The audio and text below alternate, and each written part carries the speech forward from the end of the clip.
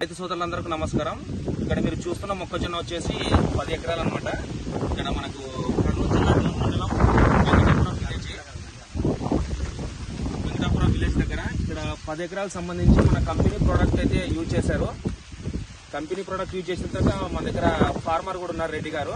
But ఇది ఎలా మనకు వర్క్ చేసింది, ఏ విధంగా వర్క్ చేసింది అది మనం రైతు మాటల్లో తెలుసుకుందామండి.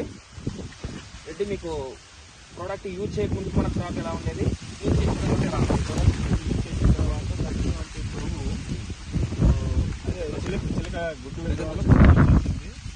దీంట్లో మామూలుగా ఒక లీటర్కి ఒక 1 ml ఏమన్నాడు, అదే రకంగా వేసాను.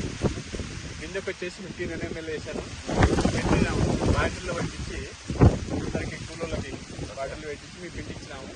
పిండించిన తర్వాత 2 days 3 days కల్లా కంట్రోల్ అయిపోయింది. అయితే మాకు బాగానే ఉంది. ఈ ప్రోడక్ట్ గురించి ఒక 10 మంది రైతులకు చెప్పొచ్చారండి. చెప్పండి.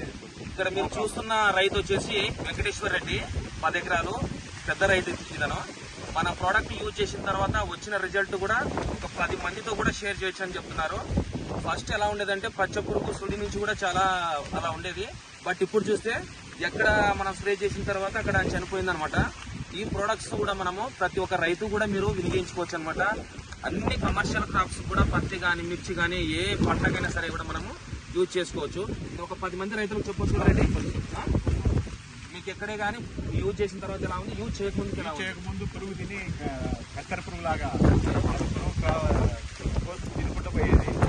డ్రాప్స్ వేసిన తర్వాత కంట్రోల్ అయిపోయింది.